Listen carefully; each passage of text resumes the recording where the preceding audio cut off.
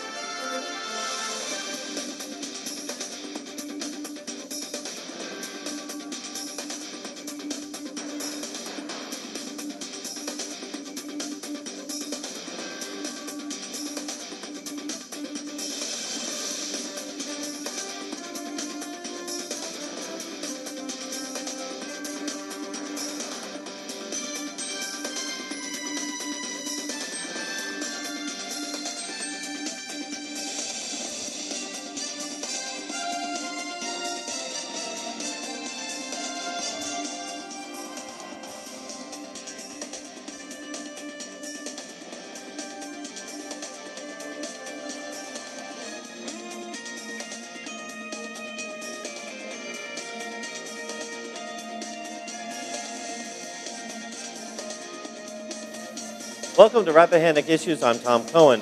We are a couple weeks from Election Day, and we have our power panel to talk about the upcoming Virginia elections as well as the national elections that are going on and are coming forward in 2016. So with our panel, we have Dr. Stephen Farnsworth from the University of Mary Washington and Dr. Deidre Condit from VCU, and of course our co-host David Kerr. So welcome to everybody. Nice to have you back.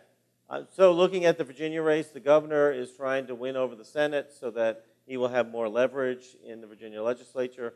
The House looks as though there's a wide Republican majority. Senate is 21-19 or 21-19. Yeah. What do you think is going to happen?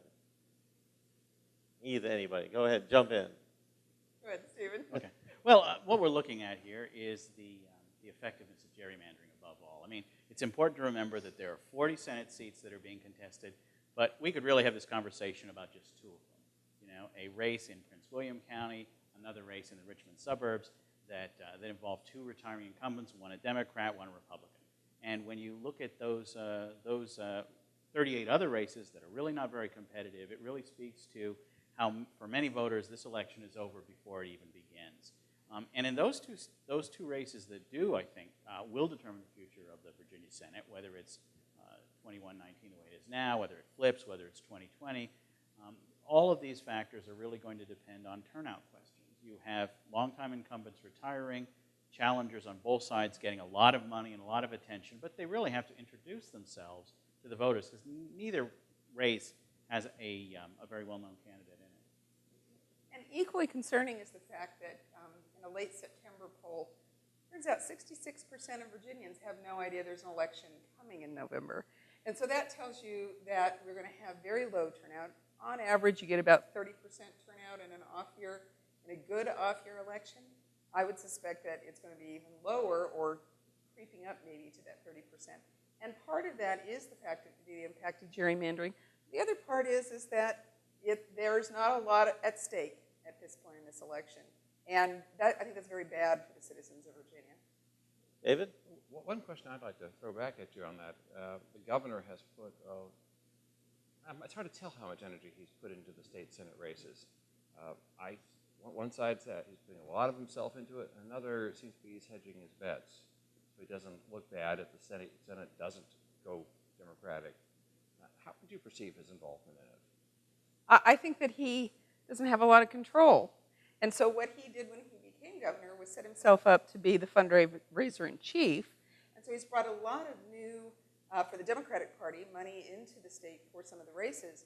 But it's not as if he can have a very big impact given the issues of gerrymandering and given the issues of low voter turnout. He can try and motivate voters to come out, but that's kind of hard to do. Yeah, and of course, with respect to the governor, he's looking at a situation where the most qualified candidates, the most qualified Democratic candidates that he'd be looking for are ones who are savvy enough to see how these lines are going to help them or not. And so you end up with a situation where if the lines are drawn in ways that are beneficial to the Republicans, there isn't a lot that a governor can do to really cajole a top-tier candidate into running because the top-tier candidate will be savvy enough to know that the district is not appealing.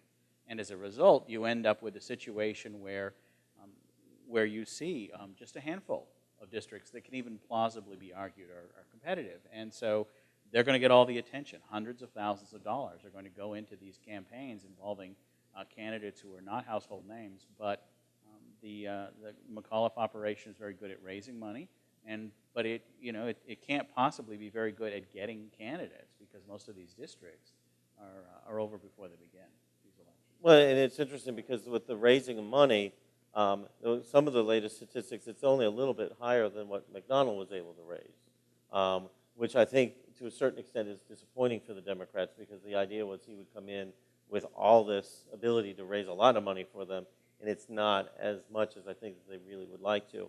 And the other aspect that's sort of interesting is this is a base election. In a way, you could flip that on its ear. If so few people are interested, if they reached out to many of these independents or soft party members and motivated them to come out and vote, that would change it because that would take your maybe 20%. If it was a 30 or 35%, and that 7% is your person, you're more likely to win. But they're not making any effort to go after those softer voters. It is solely a base election. Well, and that's how these off-year elections really are, because this isn't even like a midterm election for Congress. This is lower still on the voters' priority list than that. And in this particular election cycle, we see these really vigorous presidential campaigns, and so that's really taking all the air out of the room for any kind of local, statewide political discussion. I think it's important to recognize that you can't really motivate people to turn out if they know that the district is drawn in such a way that is unhelpful to the party they support. And also, if you don't have a Democrat going up against a Republican. And it's important to remember that even in these 40 districts, there are about half of them that have a Democrat and a Republican in them. And without two major party competition, you're never going to see turnout numbers much above 20% in this state. And so the reality is really that these campaigns have the money that they need. I don't think that when you're talking about a handful of races, they really need more than the money they've been able to raise for those 2-3 Senate seats that are competitive. But go ahead. Yep. Good question. It's more of a history question, but not a long history question. We've been electing governors in off years since as long as I can remember, probably going back to from the 1901 Constitution.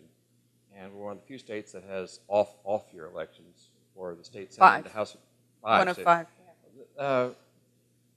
I imagine there's ever any interest in reform of that, but what were some of the original reasons for such this disconnection between the national politics and having Virginia and New Jersey elect their governor in off years, and then legislatures in even off years? Well, there's a fear of contamination that if you are a candidate for a local office, you want to have the field to yourself. You want to have all the attention. There's also the issue, of course, with respect to the days of the Byrd machine, where you're looking at much more conservative visions of the Democratic Party than existed nationally. And so the last thing that the Byrd Democrats wanted was to have much of a connection with the national Democrats. So much better for them to campaign the year after a presidential election. It's also true that the environment today with all the fundraising is also an appealing environment for an off-year election, because when you're running for the House of Delegates and you ask somebody to give you money, you're not also competing normally with presidential candidates and Senate candidates and the like. And so you put those factors together, and there isn't much interest on the part of incumbents in changing the system. Low turnout is not a major concern. Getting reelected is. And the system is very good. And this system is really good that we have to take a break in a moment. We hope that you will come back and watch us as we talk about this election cycle, as well as tune in on election night when we will have a live broadcast. And we encourage you that if you'd like to be a sponsor or donor, we certainly would love to have you. So come back after the break.